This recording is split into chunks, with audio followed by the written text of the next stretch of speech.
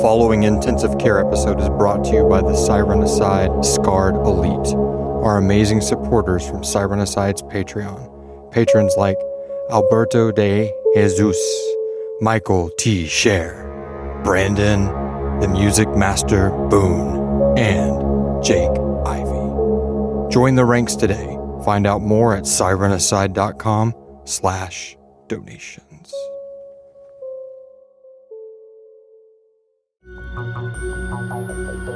This one's gonna require a little intensive care. All right, get my scalpel. Let's see what's inside. Welcome to another Siren Aside intensive care episode. What's up, Scarred Ones? I'd like to welcome Adam Harris to the ICU. What's going on, Adam? Not a lot, man. What's going on with you? What's going on in the Siren Side world? I'm excited. This is the first time that we've gotten a chance to actually interview somebody, like, not through a computer or a phone. Adam is here in the hot box. It's actually roomier than I ever thought it could be in this place. And it's not hot today. That's nice, too. Exactly. It's the first time I'm not sweating in here. Right. We got the door open. We got the AC kind of coming in a little bit. So quality suffers just a smidge, but hey, at least we're comfortable during this. So typically this is where I ask everybody to tag and all their kind of stuff, but Adam is my neighbor. So I got a low profile. Yeah, he's low profile. You're not a voice actor for hire extraordinaire, I don't think. No. I guess if somebody wanted it bad enough, they can just message us at sirenaside@gmail.com. Contact my agent, Johnny Stitches. He'll get you in touch with me. All right. Before we go too deep into the news, I just want to remind everybody about the Patreon giveaway that we have at the end of each of these episodes. We are going to be giving away a t-shirt today. So it's going to be a Siren Aside t-shirt, and it is going to be of canvas quality. So it's like a crushed softness, very comfortable, not your rough, normal cotton t-shirt, cheap, typical shirts like we used to sell at our band merch booth. It's a little bit nicer than that. So, and since it is a t-shirt via our Siren Aside store, you'll actually be able to pick the design. And so good luck to those. Stick around at the end, or just, scrub all the way to the end and see if you won and skip all of us. Cool. And then we'll know. And for some reason, it'll get lost in the mail. All right. So without further ado, let's bring on the news. Stormy? 47 Action News is closed caption for the hearing impaired. You're watching Channel 47 KZTM TV, Morriston, #1 in Texas. All right, so back for the Siren Aside news. The Season 4 artwork is live on the donations page. So if you're listening to this right now, why not go to the donations page and take a look at the brand new season artwork for Season 4, the final serialized season. And maybe while you're there, you can donate as well. Just $1 gets you access to our Patreon exclusive Facebook group, as well as unlocks everything as far as post on the Patreon page. I rarely do like a $5 and up Pacific post because I'm just trying to keep that as a community. The perks, we're going to be changing that up. So basically, we're going to start introducing a $10 Patreon level, and we're going to be doing that in the middle of July-ish. No specifics on that, but when we do go live with it, I will definitely let all you guys know. It's going to be our first time having a $10 level, and we are going to be giving a coffee cup as an introductory perk. And not only that, we're going to be adding physical perks to each tier that's $5 and up. So if you're at the $5 level right now, there's going to be something special for you that we're working on.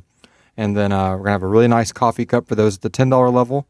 And if you start at the $10 level, yes, you're going to get the perk from the $5 level too, and so on and so forth. And because we love you all and we're so small right now and still trying to grow this Patreon, all of the active patrons on our Patreon page will get retroactive, of course, perks for the tier that they're at.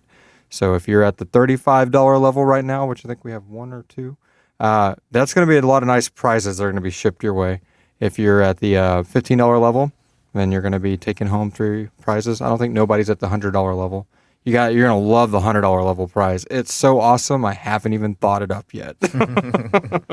Anyway, so keep an eye on our Patreon if you haven't joined that yet. Again, the dollar level itself is just $1 towards what we're trying to build here.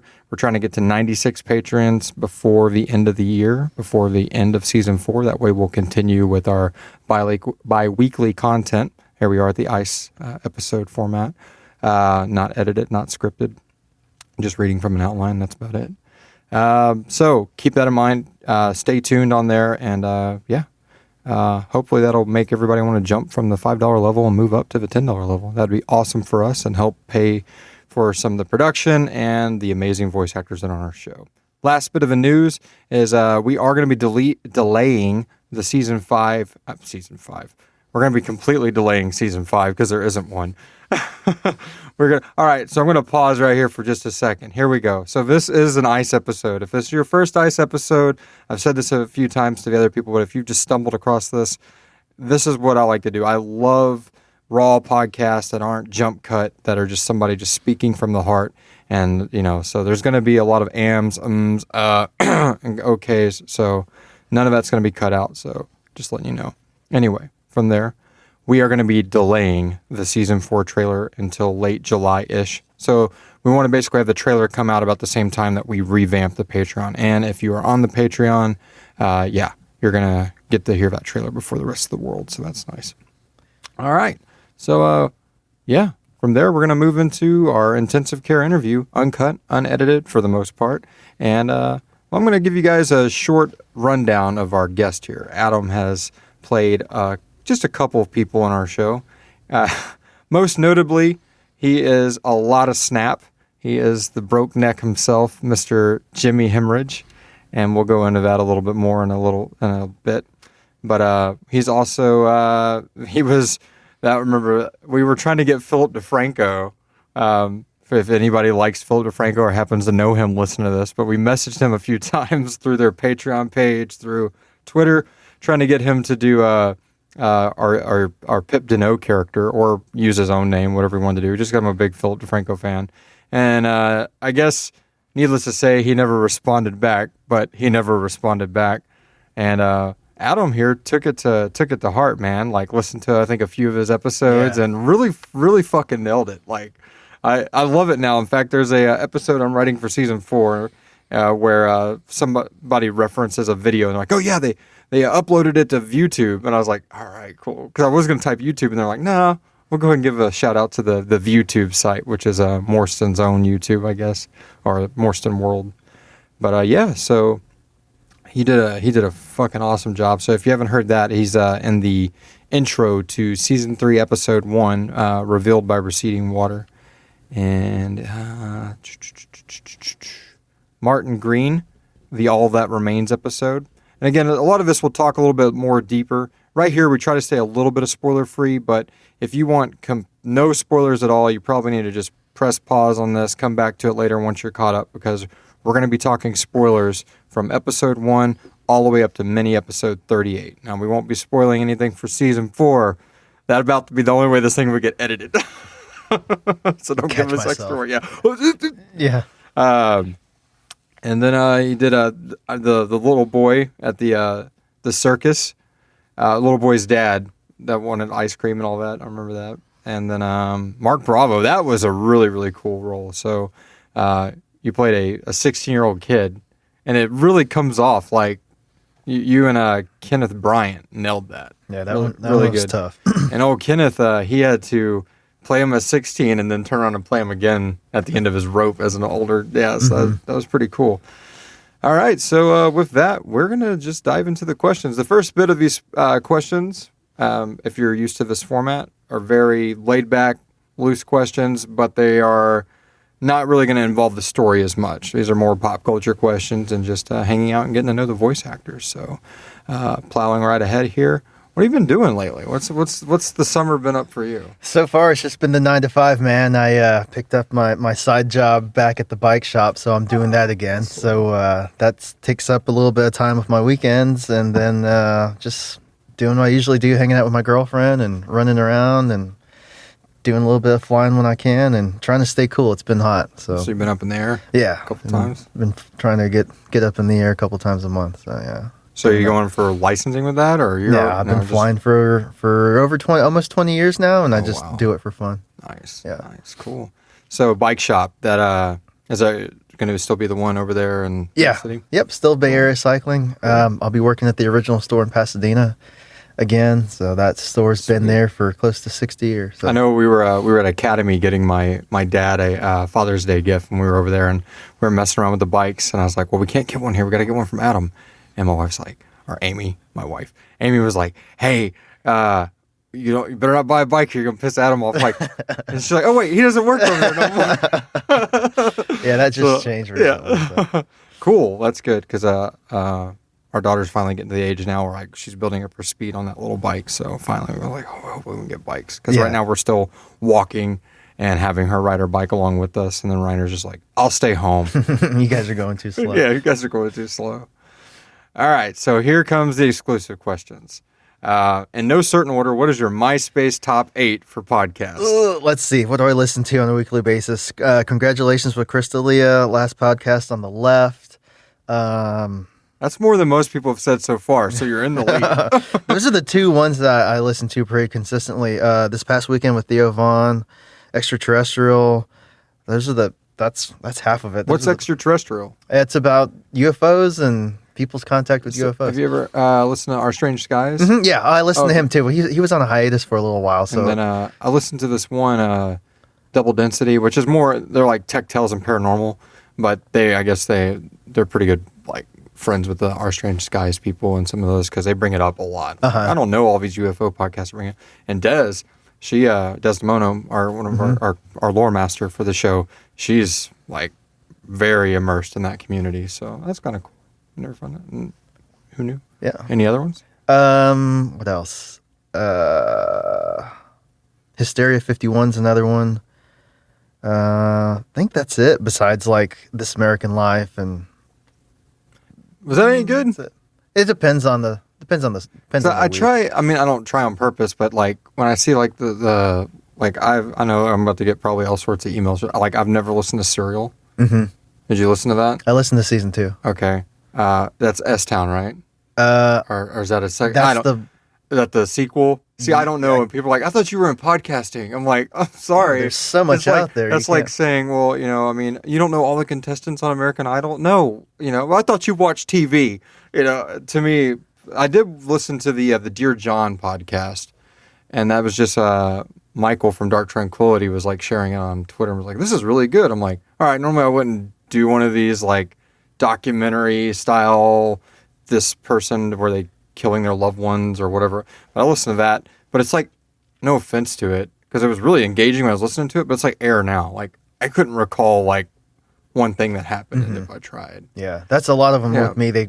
I put them on at work and it just gets me through the day. I don't really like go home and like start Googling it. Yeah, my mind's kind of transient while it's going through my ears.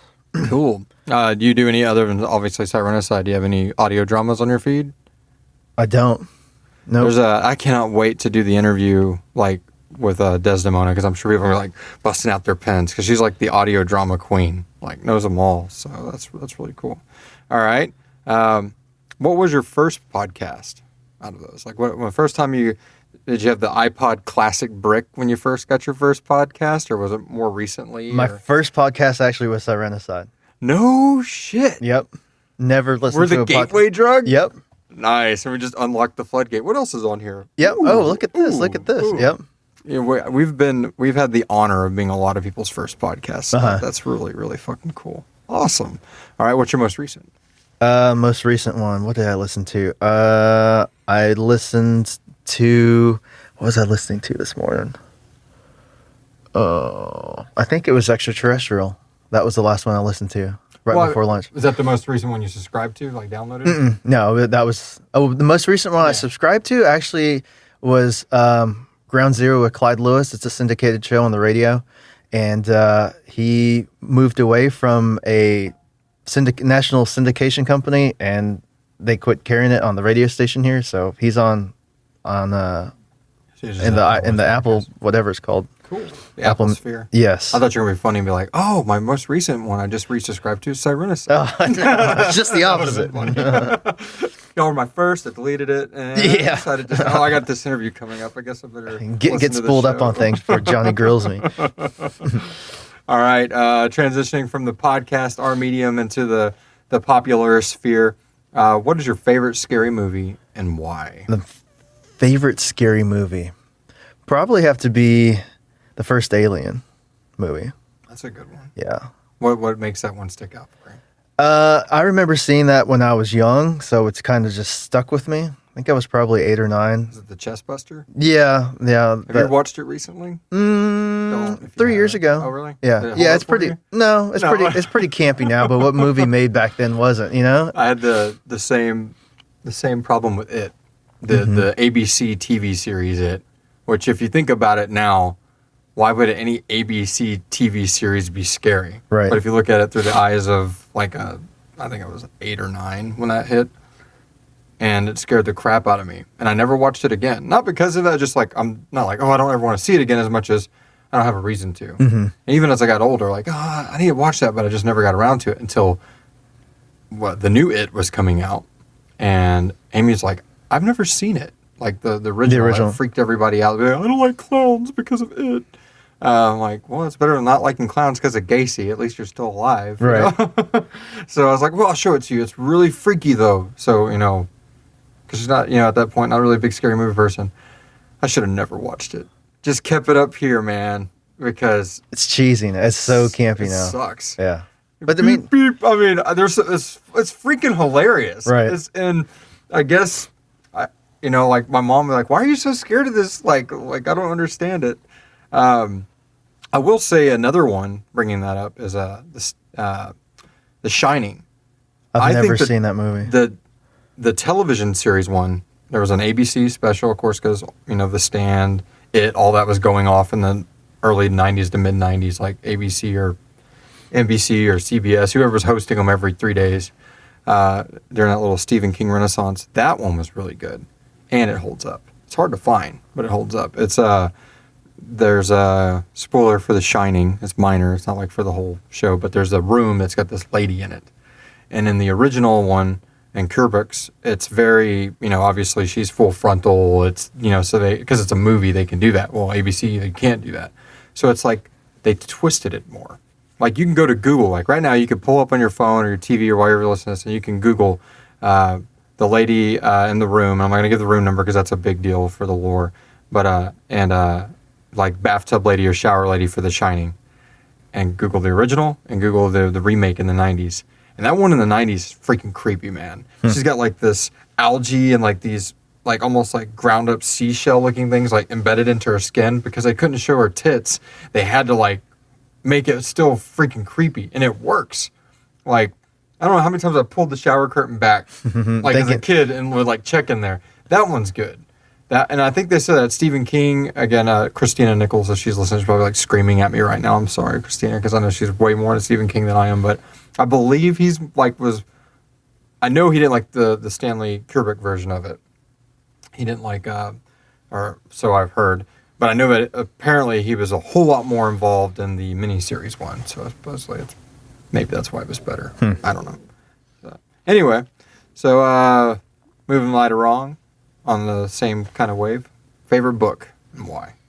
Favorite book? I don't really have a favorite book. I'm a big nonfiction reader, and just like with the podcast, it goes in through my eyes, goes up to my head. It's up there somewhere, but it doesn't register. So I keep all the books that I read, and I never get rid of books. The last book I finished was a book about anesthesia, actually, called Counting Backwards, and it was this anesthesiologist that basically gives you the history of anesthesiology and then the what happens to us when we're put under and how it affects our body and the different cases that he's been through. So it was pretty interesting. And now I'm reading, what's it called? The Man Who Touched His Own Heart, which is basically the same thing about the same thing, but about our hearts and how medicine through the years has been intrigued by our most important organ in our body and how we've gone from just cutting open bodies that were in cemeteries to the cutting edge technology things that they're doing now with robots as far as cardiac care. You're going to be moving that in anything and finally writing your first Cybernicide episode? Because you're only a couple clicks away. Yeah. That's pretty good. That's interesting. All right. I don't even. This can go back. This question puts people off. I'm not looking for Twitch streamers at the moment or anything like that. Okay, good. Cause yeah. So what is your favorite video game, and why? We'll put it at that. I don't think you're currently playing any video games, probably, or maybe a cell phone game. I'm playing the same. Well, yeah, I think right now I'm playing Words with Friends. So I'm a middle-aged dude playing Words with Friends with my mom and my girlfriend's mom and shit like that. Are you winning? No, they beat me. My mom crushes me every time almost, but it's close.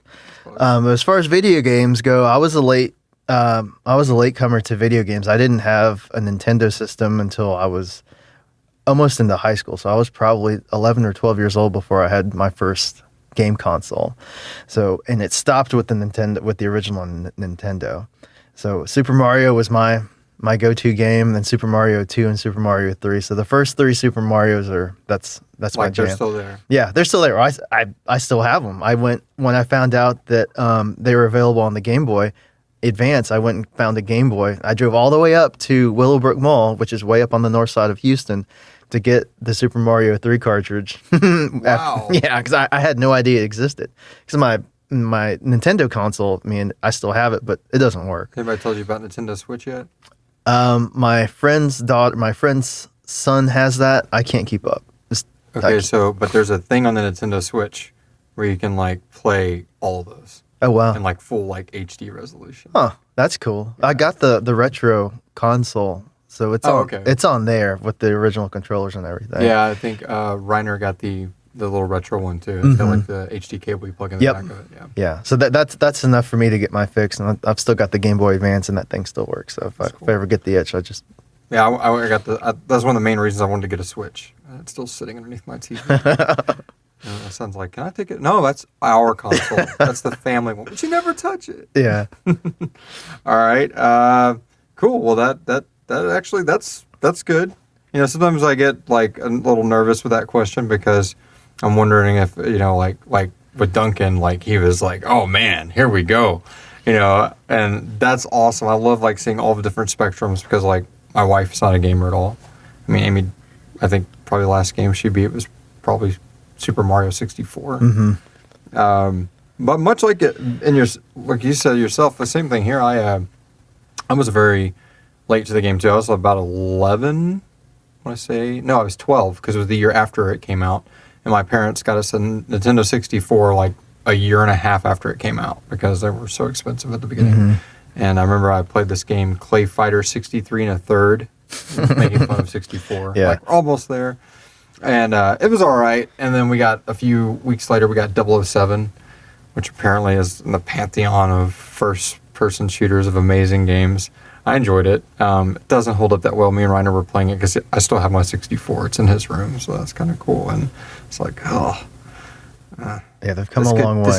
This could use an HD remake. But then I got my PlayStation 1 a few years later. I was 15 or 16, and I think I never turned back from that point. I've had a PlayStation since. I had a PlayStation 1 in college, the old school one where you pop the lid open. Little bearings that hold the disc down. Yeah. Yep. So I had that. That was my last foray into gaming, and it just Metal Gear Solid was it. I think I played the most. Underneath the box. What do you mean? Creeping around. Yeah, creeping around and sniping people and stuff. So that's a good game. That was. Yeah. That's an amazing console. I love that console. I remember I couldn't afford Gran Turismo 1, and I rented it a few times, and I guess the word got out in my family, and one of my distant relatives got me Gran Turismo 2 when it came out. And it's funny because I got one in my garage now, but I always wanted one of those pointy Firebirds or pointy Camaros like that. I know what they are now. They're 4th gen. I could get all car gibberish really quick. But at that time, I was like, I want those cool, Yeah, the thing was like the Batmobile back then. Yeah. And so I was able to get one in that game and soup it all up. One day I'll have one. And I realized how junky those things were. All right. So what's your favorite color, and what's something that you own that really proves that it's your favorite? Well, green's my favorite color, and it just so happens to be that I'm wearing a green shirt today, everybody out there in podcast land. I had a green car before I had my current car, and it was green. But yeah, green and blue are my 2 favorite colors, but I think I usually have a lot of green and blue stuff around. Cool. That's, like you said, you're representing it right now. So. All right. If you could visit one place in the globe, what would it be? Why? That's easy. I've always wanted to go to Australia, and I've been close. I lived in Southeast Asia for a little while, and I'm pissed now that I'm back over here that I didn't go over there because I was so close to it. It was like a 3-hour flight from where I was living. But I've always wanted to go to Australia, and that's what about Australia entices you? Like what? I want to go to Ayers Rock. So I've always wanted to. That's like the thing. If you remember Midnight Oil, the thing that's on the cover of their Diesel and Dust. I'm telling my age here.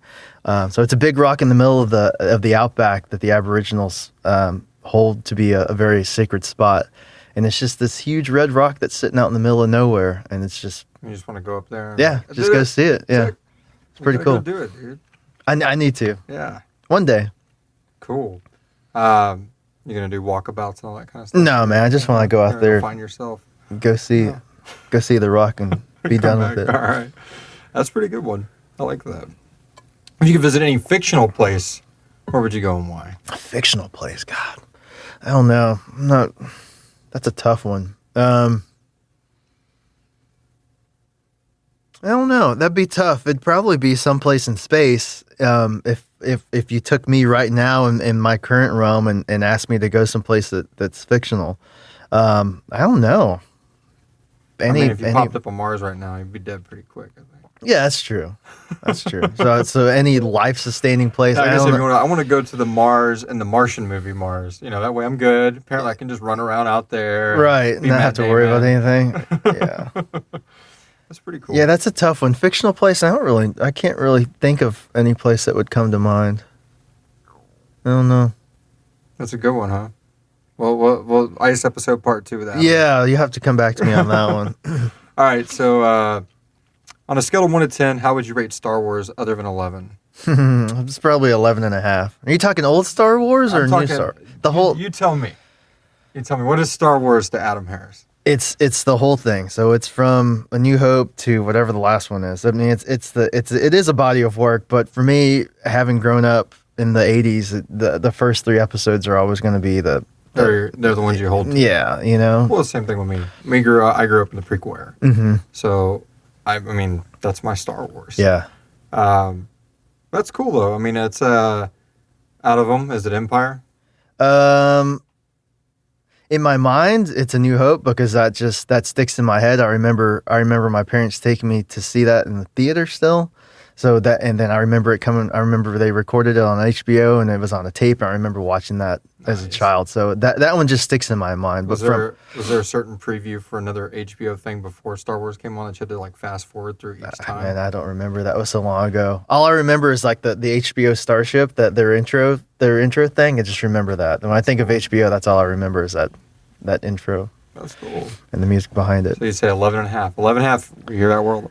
I mean, it stands the test of time. I mean, it's a great story. I mean, it's the path. Yeah, I mean, it's the path of the path of the hero. I mean, that will never get old. No, it transcends generations.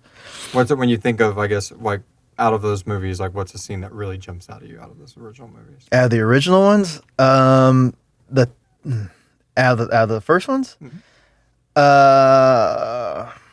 the things that first come to mind was Luke getting his hand cut off, and also when they steal the Millennium Falcon. So when they were, what planet is that? When they steal the Millennium Falcon? Yeah. Or when they take it out of...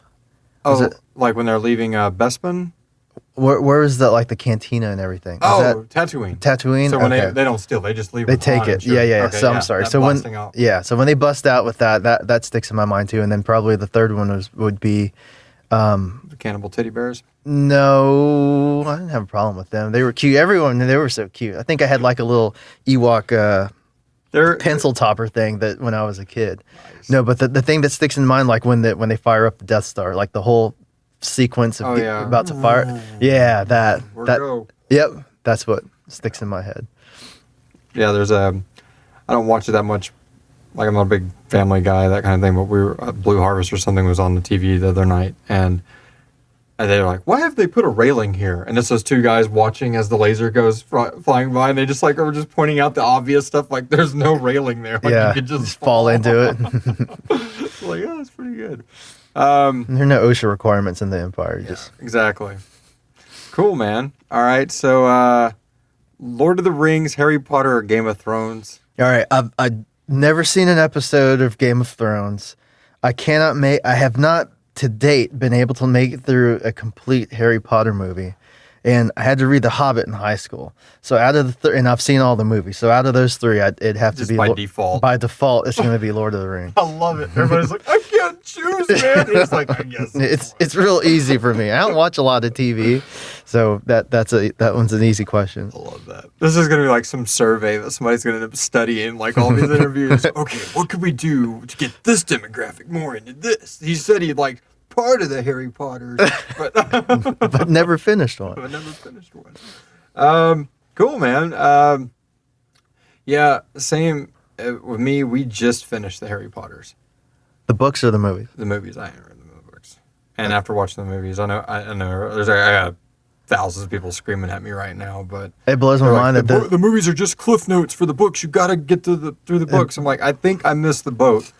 I think if I would have, I think the first one came out when I was 16, so I would have still been semi-able to, like, really enjoy it, but I missed it. And, my daughter loved them. She's all Voldemort this. That guy turned into the rat dad. That's the same dude. He's this, And, I mean, just explaining things to me, I'm like, I can't believe, okay, cool, it's time to rewatch Star Wars with her. Her brain has finally opened up to, like, accept nuance and atmosphere and things like that. And those movies did it because it's very, kind of like Star Wars, like, like, that guy's bad. This is good. This guy's struggling. And he wants to help his friends. Like, okay. But same thing. I think I saw the chess scene, I don't know how many times in the first movie, just because when I was growing up, I'd go over a friend's house and, friend Mervin, he's part of the podcast, and we'd go over there and his nieces and nephews were real little, and they would just like, play it again. It just so happened when we'd be coming out from playing in the yard or eating lunch or nighttime, walking through the hallway of their house, that part was on, like this chess scene at the end. And I knew that. So when we sat down and watched it, I'm like, all right, I know how this is going to go down because I've seen this part I don't know how many times. But I had nothing else about it. But I mean, it wasn't bad. There's one, and I know people are screaming at me like, it's this one, stupid. Yeah. But there's one, I think it's the Goblet of Fire. Don't look at me, man. I don't know. But it's the first time the big bad guy like actually materializes in a human form. Like he gets a drop of blood from Harry Potter and some other, and they're thrown in this pot, and he just like comes up and straight up just kills somebody during it. I'm like, okay, all right, I can get it. This is okay. And then I was like, all right, well, if this is, I think that was the fourth or fifth one. I'm sorry, internet. It's this one, stupid. But I was like, the next one's gonna be awesome. And it didn't do much for you. Didn't do much for me. That's why. And I got to work, and I finally told one of the people I work with that I got through all of them. She's like, okay, are you Gryffindor? Are you Slytherin? Are you Ravenclaw? I'm like, I just watched the movie. I don't man. remember what any of that means. And she's like, you weren't paying attention. She like blows it up. Yeah. So I flipped it around on her because she goes, I really, really like Star Wars. I'm like, okay, what's the name of the alien that Han Solo shoots in the first one? What's his name? And she finally cleared her mind. She's like, I think it's Greedo. Okay, cool. What's his race? I don't know. Okay, see? Oh, okay. I see what you did there. Exactly. Mm-hmm. I mean, that's your fandom. Cool. Not mine. So I guess, yeah. I haven't had to answer that question yet, I don't think. Des is going to be interviewing me. Uh-huh. So I'm having a lot of practice. All right. So what is a song that takes you away from everything? All the bullshit, life, everything. I got to put this on. I don't really have one. It's more like a genre more than any particular song. And recently, it's been stuff I listened to in college, so stuff from the late '90s. That's before I came in here. I was mowing the grass, and that's what I had that playlist on. So What's your late '90s playlist? So there was let me see what was on there. There's Ben Folds 5 is on there. Poe was on there. Stupid Matchbox 20, which I hated back then, but now it brings back good memories. What else was on that playlist? Marcy Playground. Yeah. Marcy Playground's on there. Dishwalla. Is that County Blue Cards? Yeah. Dishwalla's on there too. So stuff Better like Than Ezra. Yeah, Better Than Ezra's on. There's a couple Better Than Ezra songs. Being so close to New Orleans and growing up in the South, yeah, they're definitely on there. They're still touring, dude. Oh yeah, they'll never stop. Yeah. Playing state fairs and casinos, man. They really made it. Yeah, they're still They're making still it. playing the state fairs. Yeah. Selling out the state fair stadiums. No, state fairs. Oh, it says stadium. Sometimes they have fairs outside of them. Poor guys. I was listening to Stabbing Westward made a little comeback here recently, and we went and saw them at Scout Bar and everything when they came through, and I love them guys. I mean, they're definitely up there in like my top 100, and that's hard to get in for me. But that first album, man, that I won that first album from a radio station. Blister, Peel, and Burn. Yeah, Blister, Burn, It's Peel, or amazing whatever. album. Mm-hmm. So we went to see them, and I was so like I got like nostalgically excited for these guys. 'Cause I was a kid when they were on the air, but I still loved them. And it was so amazing to see like just it was sold out. Everybody, I mean, the doors were packed up to the doors of Scout Bar, and it made me feel really good because there's a I can't remember the name of the album now, but there's like an acoustic album that they're playing, and they start at the intro of the song. He's like, this song used to just, you could feel the rumble underneath the stage, the people, and they're hollering and they're all that. And he's like describing that, and then he just goes into like, it's not like that today. Like, what? It's not like that today. Like, oh, and then they start strumming, and you can just hear him just wailing. He's a little off key and a little out of time, but he's just like, you can tell like the dream has just died. And he was like probably in that mid like 2000s era, maybe early 2000s. And he like, I guess the band they just got, it might be the late 90s. I don't know. It might be early 2000s. I have to look the album up, but I have it on my infinite amounts of music I have over there, but it's a really like sad. So it's so cool to like see. Here we are in 2017 when we saw them. I think it was December of 17. I want to say, and they're just killing it. Just up there, you can tell he's like really healthy and like. And then when he got done, he was signing autographs. Like that's awesome. Because I mean, Scout Bar's not a small venue. A lot of big time bands come through there. Right. So it was kind of cool that, like we went and saw Edema, an early 90s band. I mean, early 2000s, late 90s band, like right in that Papa Roach era kind of thing. And yeah, there was like 10 people there to see them. So it's like, okay, I'm glad that didn't happen to Stabbing Westward because they're an amazing band. I remember my mom used to watch those dumb like Lifetime movies and stuff growing up. I say dumb, but I mean, obviously they sold or they got ratings because Patty Duke made like 90 million of them.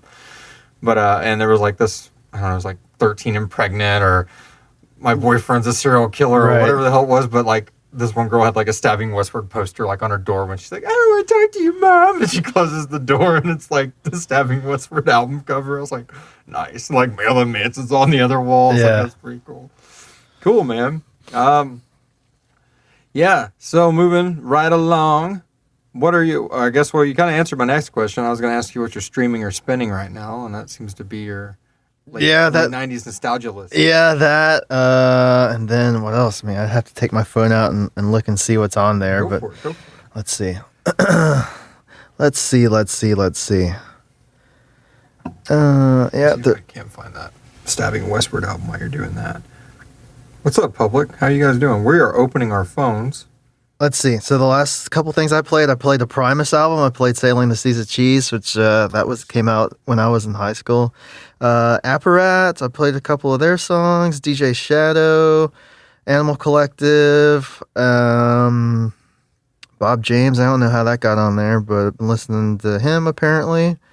Some Cake, the soundtrack, soundtrack to The Black Godfather, Padded Cell, and Peter Gabriel's new album, which was very disappointing. Aww. And Saint Motel, Tom York, Calexico, Dave Matthews, Moderat. So that's what. You ever seen Dave Matthews live? Several times. Yeah, I've been going to Dave Matthews since I was in college, so the late 90s. I've probably seen him 24 times or so. A coworker, ex-coworker at this point, works at Toyota now. But he, like when they come to Houston, he follows them to San Antonio, to Dallas. And, yeah, man. Him and his mom are like, I guess his mom was like really into him, and he was raised up into it. I mean, he's probably about he's about Amy's age, though. It is called Stabbing Westward in Sessions. Okay, I'll have to. This is a song about a girl that I went out with, and I'm ready. this one's off a Wither Blister Burning Peel. Big rock song. Every time we play this, you can actually feel the floor of the room dipping from everyone jumping up and down. It's not like that today. So yeah, that's a really, really cool. It's In Session, Stabbing Westward. And it's just an acoustic little EP, 5 tracks. Pretty cool. All right. Moving from the music, have you ever been underneath the surgical knife? Yes, I have. How many times? Probably total, like, anesthetized, knocked out. Yeah. Well, I mean, some people get, getting, that doesn't count if you get a local, like man. outpatient surgery doesn't count? No, man, that didn't. You gotta, go general anesthesia, man, not that local stuff. General anesthesia, probably 6 or 7 times if I had to count. Jeez. Yeah. Wow. Yeah. Man, you're up there with me almost. Yeah, the You got a first. scar on your chest, I don't know? No, nothing invasive. Nothing. I mean, all surgery's invasive, but nothing like that. Thank goodness. Hopefully. Cat, dog, or other, and why? Do I like them? Do I own one? Do I want one? What do you mean? All of the above. I'm more of a cat person just out of convenience because I'm on the go a lot. So dogs are a little bit too high maintenance. Gotcha. I like dogs. I don't want to own one because they're nasty creatures and eat their own shit and eat basically anything else they can get their hands on, their mouth on. Dude, they eat drywall. Yeah, they'll eat anything. They're like goats. Yeah, they are like goats that we let live inside. I like both, but I prefer cats as a pet. But I do like dogs as long as they're other person. Both our dogs we let live inside is a big thing for me because growing up, my mom cannot stand dogs. So I had like 10 dogs growing up, and I lost a lot of them to getting hit in the road, to running off, to digging out of their pen. And one we had on a leash, which I didn't like, so we built another pen and then jumped over that and then never saw it again. It'd come back home and then it would go off and disappear. And I was like, when I grow up, when I get my dog, it's going to be in my house. And I think, Mom, if you're listening, I'm sorry. It's just like, I can't believe y'all keep these dogs in your house. It just that's the way my father was. I didn't have any pets growing up, and just like all kids, I wanted a pet. And I had a pet turtle. I had a cat, too. The turtle died, and I think the cat ran away or something. But yeah, my father didn't want them in the house either. Wow. So yeah, I guess it's something with that generation that animals stay outside.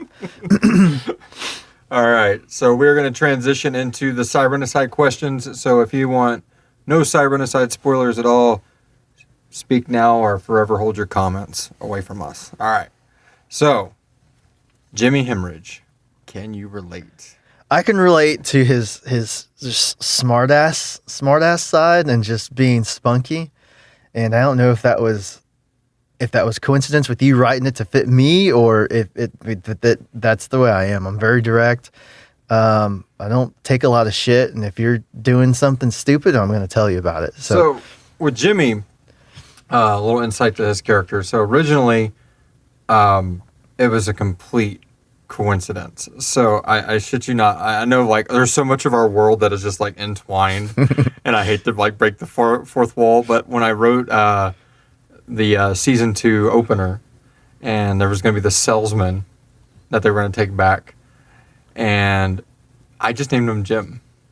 Now Jimmie Hemorrhage was a stage name and a character in our band. Mm-hmm. So I knew one day we've already had a Mickey Tourniquet, we'd already had a Vinny Syringe. Like one day we'll have our Jimmie Hemorrhage character. And I don't remember what writer's room we were in. And I was like, we can introduce Jimmie Hemorrhage here. And he can be like, the plan was having him work with Nancy Curette. Like that was already kind of in the, and then I was like, oh, is he going to be a resurgent or not? And for those kind of still confused in our lore, resurgent is somebody that Johnny has brought back from the dead versus just anathema proofing. So there's 2 types. And resurgents are a lot more rare and usually have more gifts. So I was like, well, let's make him a resurgent. And so I started thinking, how would he die? Jim, Jimmie Hemorrhage would like, Johnny would be like, no, Jim, or is it? And I was like, oh, and I just thought the salesman Jim, he got to leave with them and he got his neck snapped. So he's dead, but they take the body. I mean, initially I think they're going to take the body, they're not going to let it go to waste, they're going to harvest the dude, right? What if they got back and like snapped his neck back into place and he brought him back from the dead? And obviously now that's what's happened. That's the lore. He's here. And that's why we keep calling him Snap, because he had his neck snapped. Right. So, and we got character Gus voices a lot. Danny, what's that, Snap? You know, like, and there's some more of that coming in season 4, so stick around for that. But some more Jimmie Hemorrhage jokes, but cool. Yeah, and then once you voiced him, I was like, okay, I think I can make this. I try my damnedest to make the character fit the voice actor that's voicing it, because I know, like, in the movie industry and things like, it's like the total opposite. Unless like you're like, okay, I want Johnny Depp in this movie, or I want, you know, Keanu Reeves in this movie, and this is kind of how he acts, Right. you know, and then typecast him kind of thing. This I try not to do that at all. In fact, when we get to interview Bennett, who plays Emmett, it's going to be really interesting, because that was the first time I'd ever, not really the first time, because you had to do that with that little Philip DeFranco thing, but he had to do it on a whole other scale. He had to, like, learn Peter Lewis, the voice actor, because of what had happened with taking over. Of course, again, spoilers for season 3, but we kind of already said that already. But in season 3, the kids are back from gymnastics and Ninja Warrior practice. Seriously. But he had to basically go through and learn, you know, like, how Peter Lewis stammered with that character and all that. So even though it was going to be a new voice and a new body, it's still the same mind, like, or soul or essence, for lack of a better term. So, man, he came in here and nailed it too. I was just like, oh my God. You know, but that was the only time I'd ever had to really do that. Mm-hmm. Like, okay, I need you to fit this role, or I'm going to have to find somebody else. Everybody else, it's like, hey, this person's never been acted before. Just come in and read this. Even with Johnny, I was very, all right, how did I introduce songs on stage? Like, all right, this next song is about blah, blah, blah, you know, way before the podcast. So when I first got in here, and I think one of his first lines is in the 3rd episode of the 1st season, and he's like, I've been watching you for some time, and things like that. And I'm like, how am I going to say that? Like, how is this character going to sound? Because originally it was just going to be this background character, like, very not in the story that much, shadowy figure. So that kind of took a complete couple different turns throughout the seasons for the better, I think. All right. What was it like recording a character like Jimmie versus hearing it in context? So you're in this box, you're reading from an iPad, and then pressing play on the episode. Like, how does that feeling transfer over? It's a completely different feeling reading it off the tablet and then hearing it after production. And it's amazing how the words come to life. There's a lot of producing that you help with when you're reading the lines, but to hear it come together with the other actors, it's pretty amazing, because you're just reading line by line, and even when you read through the script, it's kind of hard to see how it all fits together, at least in my mind. But once all the production's done and you bring all the other lines in, it's pretty cool. That's cool. I remember similar when I heard the season 8, the episode 8 of season 1. That was the first time Johnny actually has dialogue. And even though I'd been working on this now almost a year at that point, like writing storylines, recording in the box, directing people, things like that, it's a character that I've tried to work with very hard. And Eddie Vile finished producing that episode and sent it over, and oh my God, when I press play on it, and it's just, you know, what do you suppose we do about this situation? Like, I remember saying that line back then. It was in the blanket fort when we were recording for season 1. And then I was thinking, man, this is going to sound so stupid.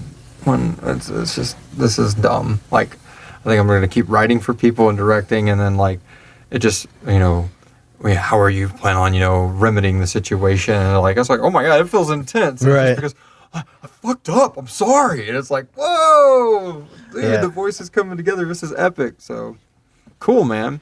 What is your favorite moment in Cybergenocide so far? Probably for me personally, is my character. It probably isn't in this box, believe it or not, but it was when we did the live show. That was cool. That bringing the story to the people and letting them, if obviously if they listen to the podcast, it's a cool little aside to the whole story. Right. But bringing it to life, that was the coolest part, was doing the live show. As far as being in the box, probably that first episode when Jimmie comes to light after that car accident. Yeah. That was probably my favorite one, just because that was my first experience. Cool, man. Yeah, the live show was something. If you're curious, you can go to cyberunderside.com and click on I think it's the videos tab, or it might be the live tab. I think it's videos. And then scroll down, and there's the Harvest of 1928. And the fierce guy, the bald head, wearing the surgical mask, standing there. That's, who were you playing? Were you playing Mickey? On Yeah. That one? Okay, so you're portraying Mickey Tourniquet. Yep. No speaking lines on that one. So Nope. you got to menacingly just stare at the crowd and like assist with the body and all that. Growl under my breath, growl under the mask. That was fun.